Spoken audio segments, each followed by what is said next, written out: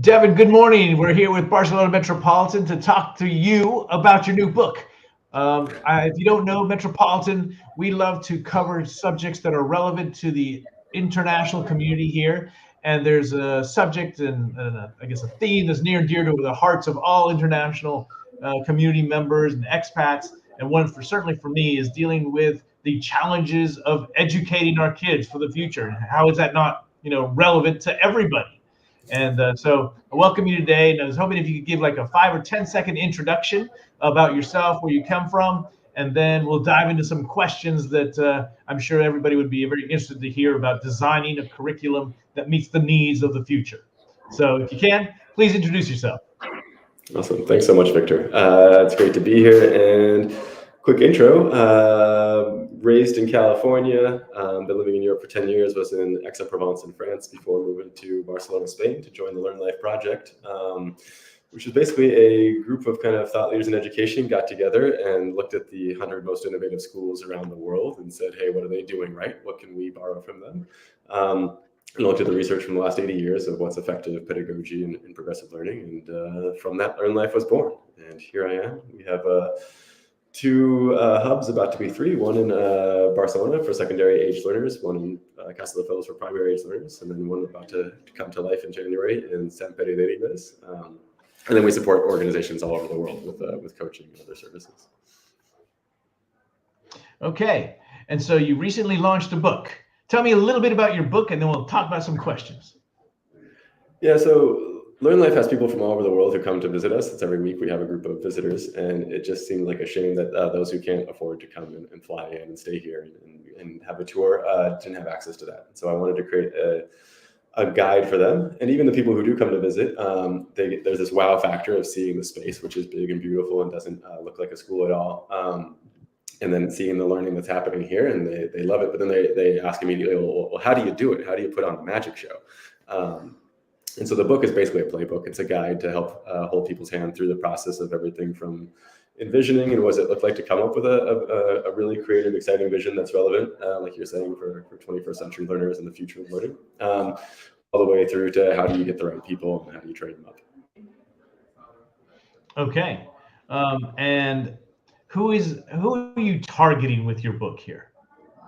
Educators, school leaders, parents, trying to think about what are the options for their kids and how do they advocate for their kids. All right. Anybody So who's is it fair excited to say? about learning. So is it fair to say, or what you just answered, is that what inspired you to come up with the book? Well, I was when I started my student teaching, I was in Prescott, Arizona, and I was in an island of progressive pedagogy in a sea of very conservative traditional pedagogy, and I felt very alone. I found the one or two teachers that were in the school of 3,000 kids, and we got together, but it was always looking for where do I look to for inspiration, for resources? How do I've seen some things that are progressive and interesting, but I don't know how to do them. So I was thinking, how many people are out there feeling isolated, wanting support, and how do I help guide that process? So that's kind of where it came from. Okay. And so how long have you been here in Barcelona? 8 years. Yeah, it's been 22 years working in education, working in a variety of progressive schools, and then 8 with Learn Life here in Barcelona. And sorry, these are not the questions I was looking to ask, but I'm trying to give some more context. So how did you come to learn about Learn Life? So if you're from these different places, what brought you to Barcelona and specifically to Learn Life to kind of take on these new challenges?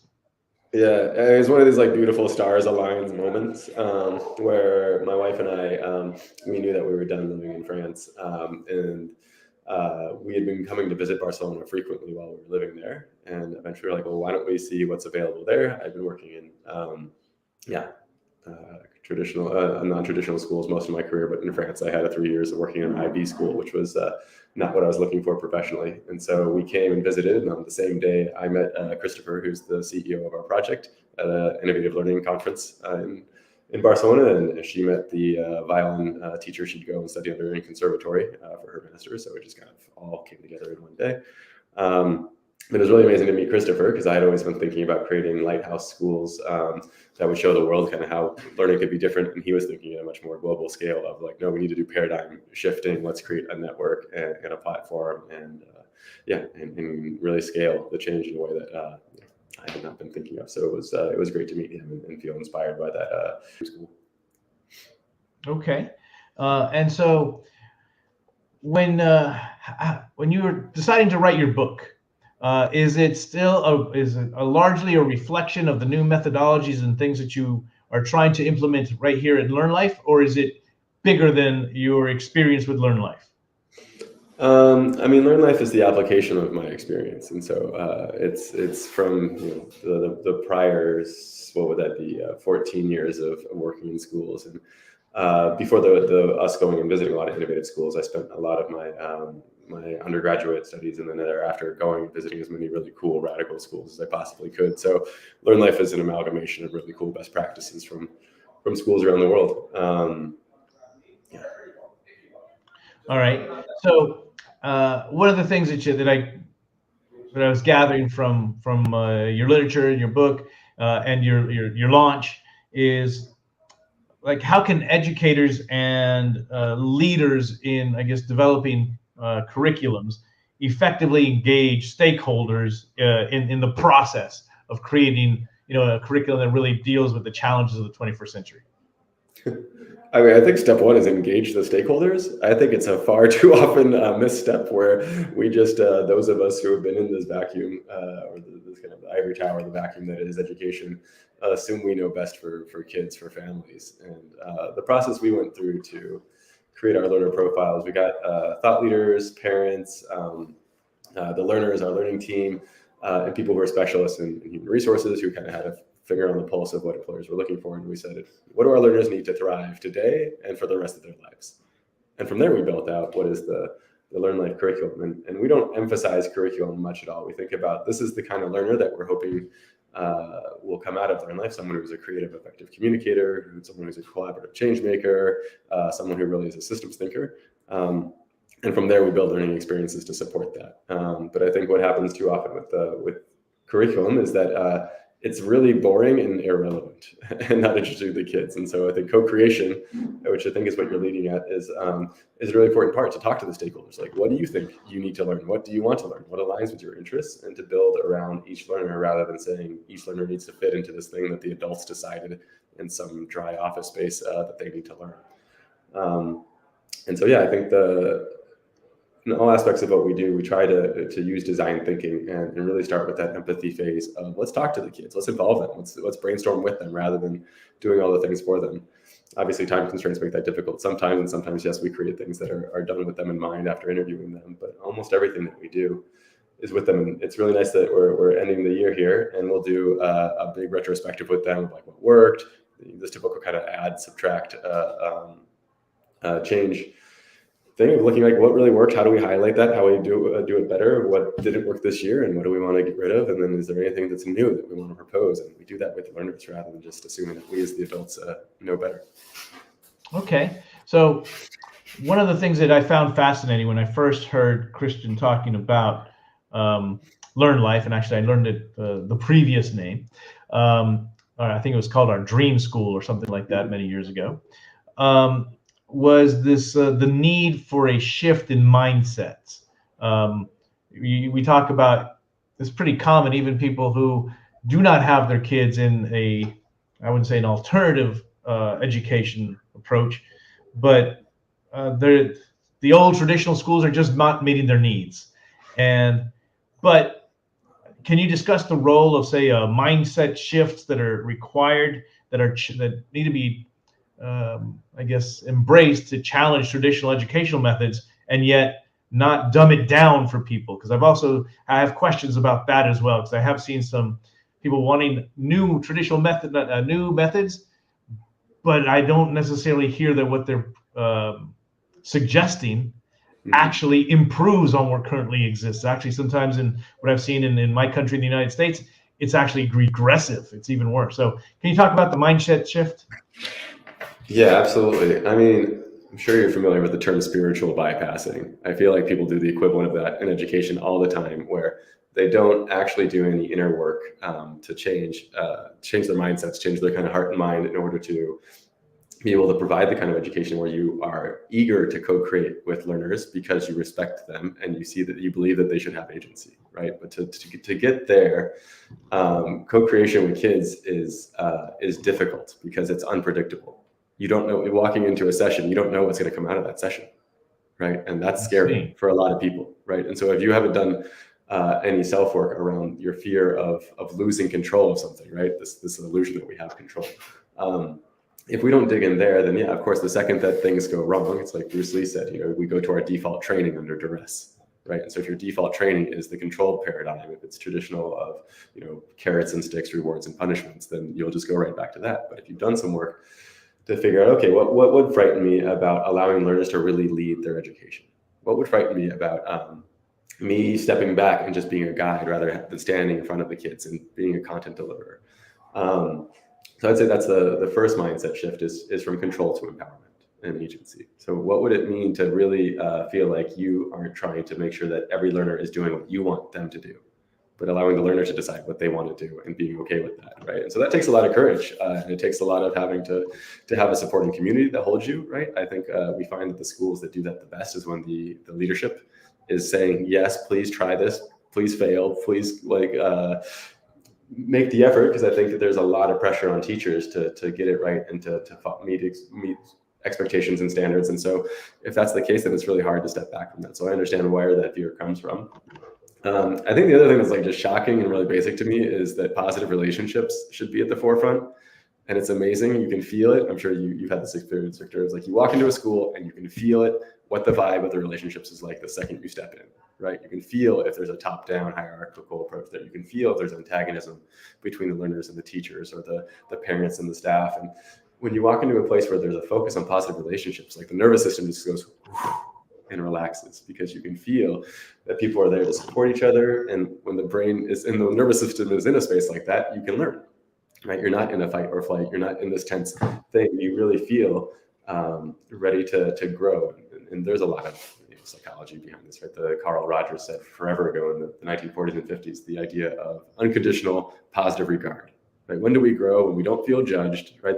There's no conditions to what we do or not. I mean, there's just always this positive feeling towards us. And that's when we feel like we can take off the mask, we can be vulnerable, and we can really learn to learn. So I'd say those are the two starts. I'm sure there's more, but we can get. All right, well, you hit, actually, that was very insightful, really sparks other questions I have in my mind. I could probably talk for hours with you on this.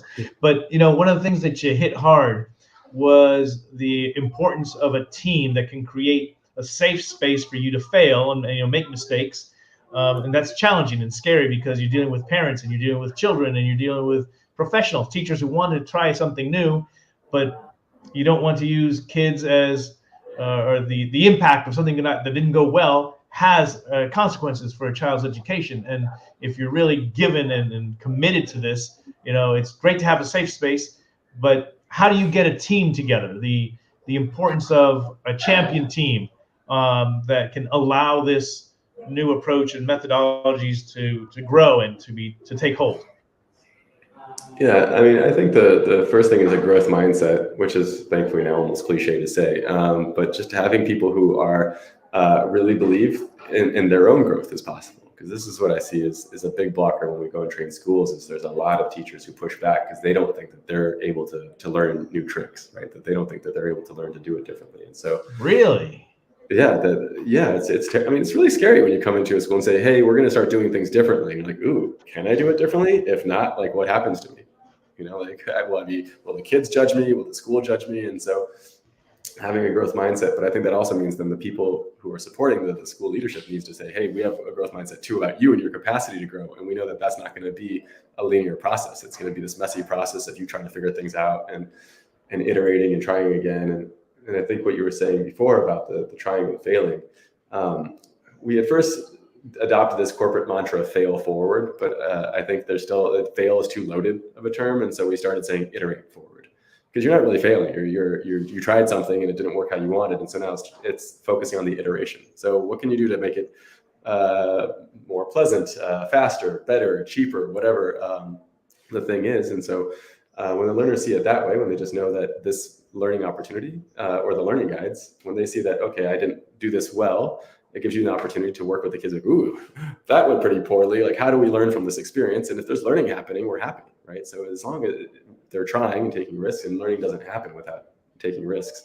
But it's in the debrief, it's the reflection of like, okay, what did we learn? And then how do we then transfer that learning to making it even better? Okay, excellent. I love this. I'm learning as we speak. And so if you want to create this safe space and allow people to grow and try these different iterations, I would imagine that there's a number of, say, tools and skills that you have to have in order to be effective at this. Can you talk about some of the tools that have been successfully implemented to design a dynamic program and authentic learning experiences? Yeah, absolutely. Well, first, let me come back to the previous question, because I think it's related.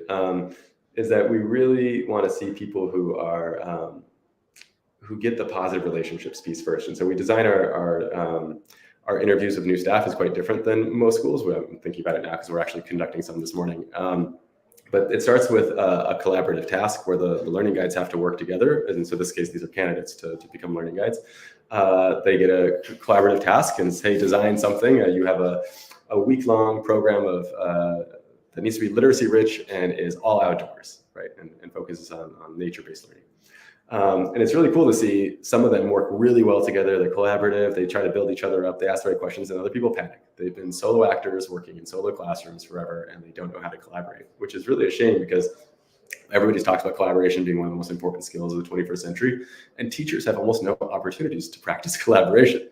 And so how could they then help someone else learn to collaborate? And so that's one of the key skills we look for, is the collaboration piece, and also the capacity to connect with people quickly and build positive relationships. And then we move on to having them, we do a series of kind of really fast-paced interaction activities with the learners where they have to role play, like, hey, there's this conflict scenario, what would you, hey, this learner is struggling to learn, what would you do? Hey, this coworker of yours is not treating the space respectfully that you use, and how would they deal with this? And really seeing the relational skills. And then from there, we jump into, they have to do a demo lesson to demonstrate how they can learn. So I think coming back to your question about what are the tools, how do you design dynamic programs and authentic learning experiences? I think the first thing is, like you said, talk to your stakeholders. Like, go and ask the kids, like, what do they want to learn and what's going to mean things for them. But when we're designing our learner profile, like I was saying before about like creative, effective communicators, how do you, in your life, Victor, how do you tell if someone is a creative, effective communicator? Okay. Massive. Well, how do you, I want to make sure I understand the question. So what is the question? So if you were to gauge if someone is a creative, effective communicator, how would you know if they're doing that well? Well, yeah, I would say probably making sure that they are effective at getting their message across and getting buy-in and enrolling people to feel safe that they could ask questions and not, as you talk, not necessarily feel judged by what's going on, but also inviting feedback. Because if you don't have interactive dialogue, then there can be missteps along the way. And of course, I guess probably iterative, what do you call it? Over communication sometimes is actually what I had preferred to do, so that you don't miss things.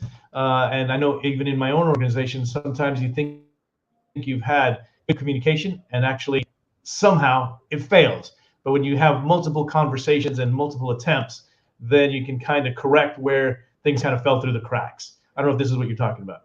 Yeah, absolutely. And I think what we're doing right now is a good example of you being a creative, effective communicator, right? We're on this podcast, you're doing this. And so we think about what are the actual real life scenarios in which you would need to be a creative, effective communicator or a collaborative change maker or a systems thinker, right? And so then we try to design, this is the authentic learning experience part, right? So how do we put you and some of the learners in a situation where they're actually going to a TEDx event for young people, whether they're starting their own podcast and putting it out there, and then getting feedback from external people, right? The proof is in the pudding, right? If they're getting people who are saying, oh yeah, I really understood your message and this is what you want to communicate, and that really resonated with me, right? And you'll see that, unfortunately, oftentimes that translates into how many likes or views you got and doesn't give you much feedback about the quality of it. But we can go and ask the people to whom they're communicating, like, hey, did that land? How did that land? And if that matches how the learner intended it to. So I think that's part of it is seeing where in the world this is actually going to happen and getting it out of the vacuum of education. Because, Victor, they get so bored of just presenting to their parents and learning guides all the time. It just like that loses the magic of wanting to be motivated and do stuff. But if all of a sudden they know that they have a real live audience that they're going to wait for, this is the authentic part. That it's not just the audience, it's not just your peers or your family anymore, but it's this greater community. And we see learners really rising to the occasion when they have to present to a larger community. Well, one of the things I find fascinating, Devin, is at the American Society, where I basically was kind of a social network here that I've been involved with for the last 15 years. We have a lot of teachers, and a lot of teachers who are desperate to try to find alternative methodologies to bring a traditional curriculum to make it, more relevant to today's challenges. Everything from bullying to multiple languages to having a nuanced understanding of some of the politics that take place in educational systems. The issue of whether to teach in Spanish, English, and or Catalan was a huge one. And because I have very close friends who are teachers, I do hear about the struggles of working within Barcelona or Catalonia versus what they see when they're in a non-Catalan or non-Galician area where they can just focus on just Spanish. And a lot of these people are always talking to me about new methodologies, alternative things. They're chomping at the bit for how to improve what's currently there. And they're desiring like challenges. So when you tell me that a lot of teachers aren't prepared, I guess that makes sense because they're not given the tools. It's a sector which is incredibly important and yet always underfunded. And also people don't like change. So if they understood something and they figure that it worked decently enough, that's good. And of course, I come from my own personal experience. I was very happy that I wasn't too happy with one of my kids, with my girls' experience here at one of the concertadas, because I always found that they were teaching to the slowest learning kid in the class. Mm-hmm. But I have to say, they were the first. They came to us and said, "Your kid's like at a much more advanced level. You need to take her somewhere else because we're holding her back." Right. And we did change, but I was kind of surprised that they told us that, and we took her to one that's a lot more.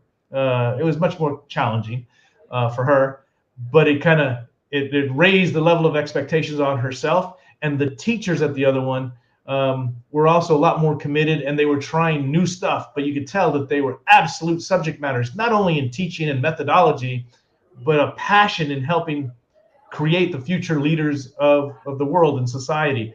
And it's really cool to watch people who are this engaged trying to challenge the status quo when all of us know that teaching or the traditional models are just not fit to the needs of 21st century thinking. So anyway, I love what you're saying, but I was kind of surprised because I do know a lot of teachers that want to try new stuff. And sometimes I guess I don't really appreciate how hard it is for them. But anyway, I'd love to hear more about this. And also, one of the things that I hear from them is the next question that I have for you is, as a teacher, administrator of educational systems, how do you balance the challenges of trying to give them autonomy as well as support and then accountability for what they've done, and how do you measure, as you were saying, was this successful or not? I don't want to use the word fail because you say it does have loaded stuff. I don't necessarily have I don't connote negativity with failure. It's just but I do understand that not everybody has this mindset that I don't think it's negative that you fail. But nobody wants to be considered a guinea pig, if you will, when it comes to children's education. Anyway, if you can talk a little bit about the balancing support as well as autonomy and accountability. How do you guys do that? Yeah, it's a great question because I think I've made the mistake at different points in my career of just thinking, okay, like you just give the kids agency and autonomy, and then they'll magically rise to the occasion. And the challenge with that is there's a couple of barriers, which we see. Is a learner who has been staring at the back of someone's neck in a class for the last 10 years, like hasn't developed a wide range of executive functioning skills. These are your get stuff done skills, right? So if you've always just been kind of following the same format of like, I take some notes and then I study them and then I take the exam, like to then be asked to do a 3 to 6 month project, that's a big ask, right? And so there's a lot of like time management, organization, project management, emotional regulation, all these different skills that go into that is one has to build up, right? So that's I'd say one of the first steps is having them build those skills. And then in parallel to that, it's if you don't believe in yourself, it's really hard to believe that you can be autonomous, right? And so building learner self-esteem up is super important, because oftentimes the traditional system didn't give them enough opportunity to demonstrate their strengths or didn't value their strengths. And so I can't tell you how many kids we've had come in here and say, I've always felt stupid in school, or I've been told I'm stupid, right? Like we have one of our kids who's now getting a full ride scholarship to Harbor Space University. The kid's a genius, who came to us and said, I was told that I was not smart and I felt like I was stupid. And now, I mean, he left here and I've already started a company, having won an award for 3D printing. Like the kid is at it. It's soaring. And so I think building the kids' self-esteem up so they believe in themselves, and a lot of that is helping them identify their strengths. What are they really good at, and how they apply that to the world around them. And I think part of what your question was too was this question of success. I think also is something we need to examine and redefine. Right, success typically falls within these very limited cognitive domains, right? And I think you started the interview with, how do we help kids be ready for the future? I would also say, how do we help them be ready for now?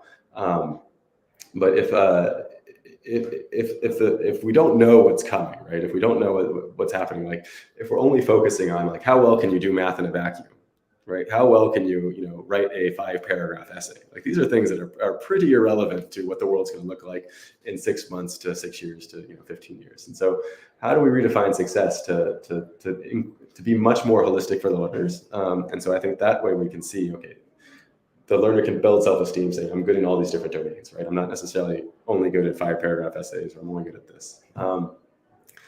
And so we structure our program so that it's the journey starts with more heavily guided up until autonomous. And as the learners demonstrate that they are autonomous, then they have more autonomy. It's pretty logical, no? Right? Like, so some learners, now the tension is always in this tough part where, like, if you don't get opportunities for autonomy, how do you grow autonomy? Right? And so that's where we have to allow the space that you were talking about, I think, of like the trying and failing. So, but then if you have a reflective practice, you understand why the failing is happening. If you just let the kids fail and there's no conversation about it.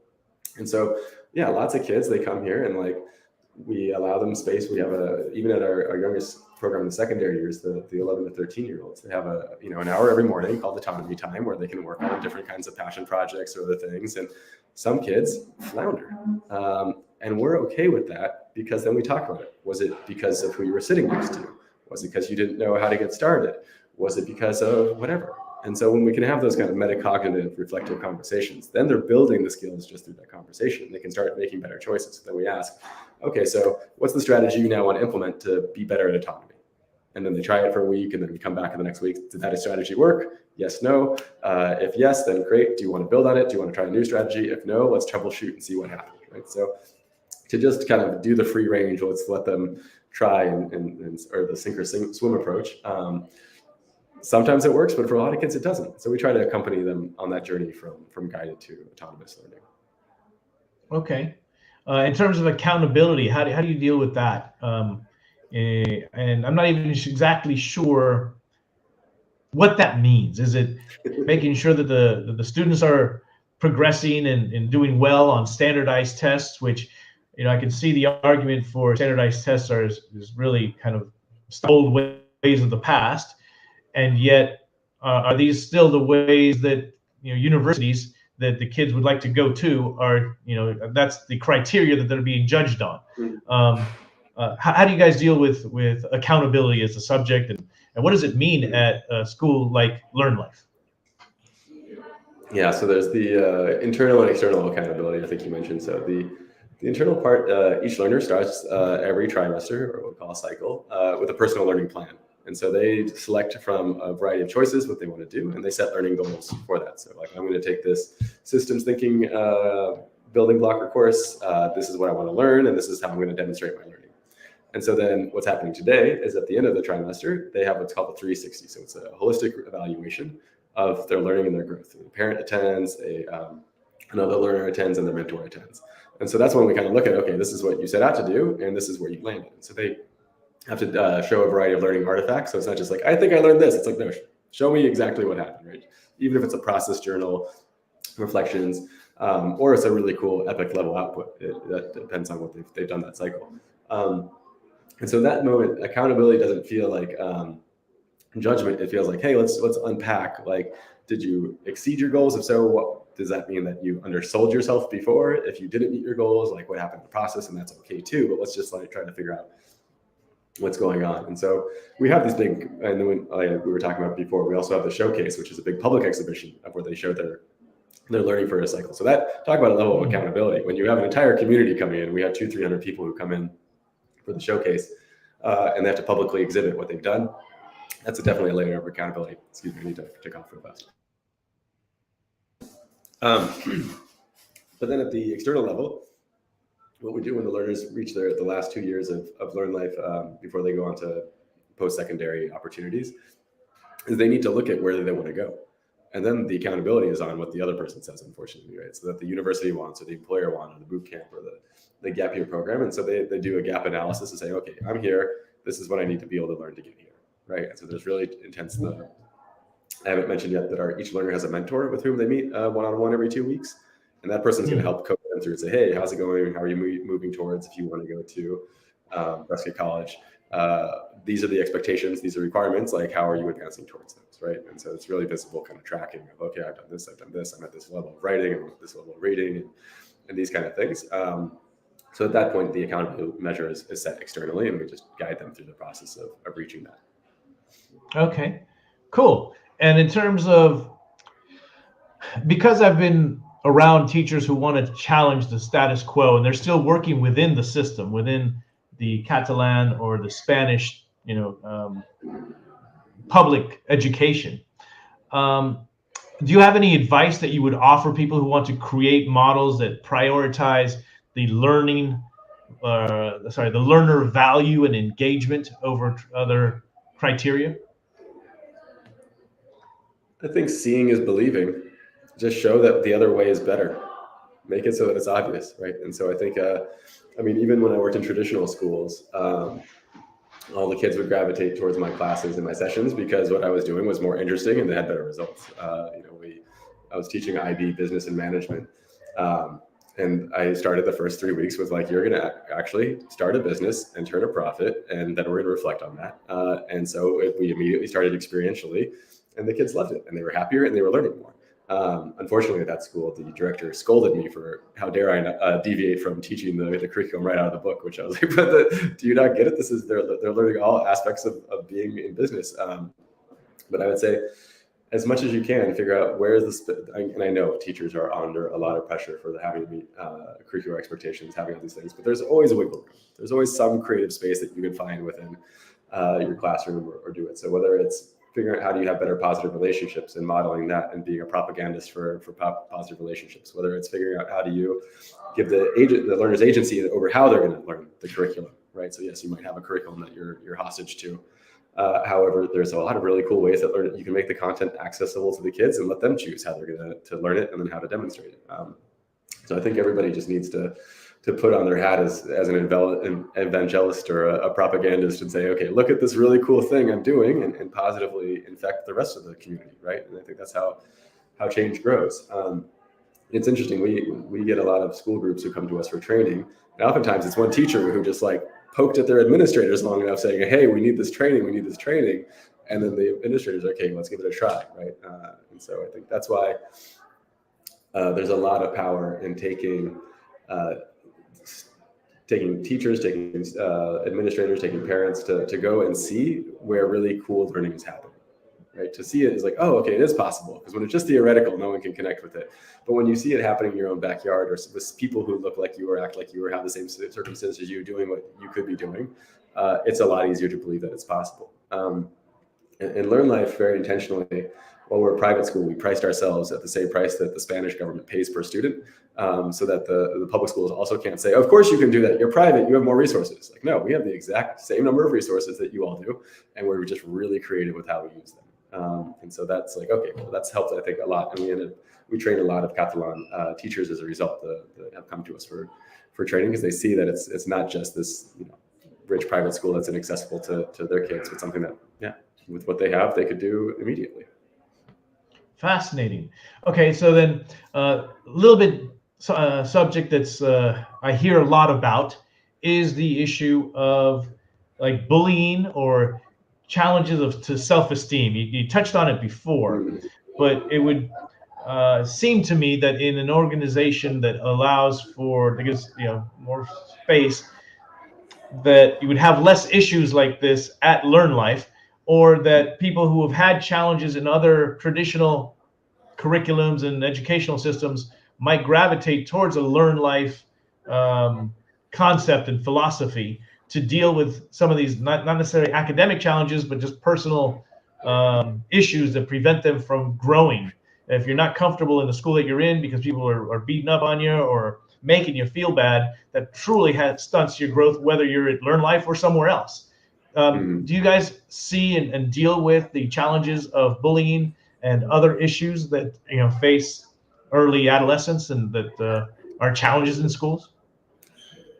Yeah, we don't have a magic bullet yet for curing that, because I think a lot of the kids too, it's learned behaviors from other schools or even from their parents, and so I would say that when people walk into Learn Life, you feel immediately that it's different, and it feels much safer and much more open, and kids can be as weird as they want to be, and no one bats an eye. However, there's always conflict that arises, or kids are having a bad day or not. Just don't have the emotional vocabulary or the emotional tools yet to express themselves, and so we put a lot of emphasis on socio-emotional learning. Depending on the program, it's anywhere from 1 to 3 times a week. We have what's called Real Talk, where the learners get to sit down and just talk about what's real about in their lives, right? So take off the mask, be authentic, and being a kid or a teen is hard, right? There's a lot of challenges to go with that, and giving them the space to talk about it. And when you hear someone talking about it, one of your peers, it's hard not to empathize with them, right? When you hear them saying like, hey, at home, I'm like really struggling with my older brother. He's constantly picking on me. This is going on. I just feel like crap all the time. I don't know what to do, right? It's really hard to then later go and pick on that kid, right? Because you've heard from him. You feel you have this empathy with that kid. And so allowing kids to kind of open their hearts and their minds to other kids makes it really hard then to go and bully them. And then we also have a process where a non-punitive model. And so we have a restorative justice process where we have restorative circles. Anytime there is a case of bullying, we immediately bring everybody together who was involved in that, whether they were witness or they were being bullied or they were the bully. And we try to figure out a way for them to talk it through and find restorative action that the person who was causing the harm can take. And then also for how do we restore safety so that the learner who was being bullied can feel comfortable coming back. And so it's really interesting when you have to, as someone who's caused harm to someone else, have the opportunity to hear the harm that it's caused from them, but also then have the opportunity to make amends. Because it's unfortunate how many times we do something, and we all harm other people, and inevitably it's part of being the human experience. We don't do it on purpose. But it's very rare that we have the opportunity to sit down with the person we harmed, like, hey, I'm really sorry, and I'd like to do better. What can I do? And so we offer the kids that opportunity. And it's pretty miraculous. We have very low recidivism rate where the kids have to come back for another circle because the same thing is happening. Fascinating. And so what do you see is within Learn Life is your biggest challenge that maybe the international community can help you with? The international community, learning happens well in this space. We want to be out of this space. We want to be collaborating. We want to be working with this cliche of it takes a village to raise a child. We're actually open for business when it comes to working with the community. I think it's so hard to work with schools sometimes because they're so bureaucratic and it's so hard, but we very often have people come to us like, hey, I have this really cool project, or hey, the kids, I take 6 kids and do this workshop this weekend. I can do this thing. And we're like, oh yes, sign us up. Let's do it. So if there are people out there who really are advocates and supporters of education and want to support, find some way to engage with us. That's whether it's offering internships or learning experiences or giving tours of your space or coming in as speakers. We're always open to integrating people. We had really cool, we have a lot of kids who are into music because we have a music studio here. And we had these 2 DJs who came in at 3 different points throughout the trimester and said, they started off with doing some workshops and then it came back and was feedback sessions with the kids. And it was like, wow, can you imagine that being a 14-year-old who just produced a beat and got coached on it by a professional DJ on how to make it, and then you got to get feedback from that DJ at the end? it's pretty magical. So those kind of things we're always looking for, because they really make this a thriving community. Okay, excellent. Well, I have many more questions. I could probably talk to you for hours, but I want to be sensitive to your time. And, how can people learn and get your book? How can we help promote at least your book? I mean, it's free. It's available on, in the same way, I was saying earlier, wanting people to just have access to be able to do this. If you go to thefuturewillnotbetaught.com, you could download the book for free and share it with your friends and family, or anybody who you think would be interested in this. The idea is just to make sure that people have access to quality educational resources. Fantastic. Okay, well, I don't have any other questions for the moment. And if you want to say one last thing, that's great. Otherwise, I'm just going to say thank you and good luck with all the presentations that you guys are doing these days, engaging the parents and the community. Thank you so much. I look forward to promoting your book. And you gave me a lot to think about, because this is a subject that's just fascinating to take on. And thanks for all the work that you guys are doing for the community. I've known the project from before it was called Learn Life, and I hope to get to know you guys a little bit more moving forward. Yeah, awesome. Well, thank you, Victor, for having me on. It was really nice to talk. I always love talking with people who are passionate about education. So thank you. Okay. All right. So stay with me and have a fantastic day. Thanks a lot. And I hope to meet you in person very soon.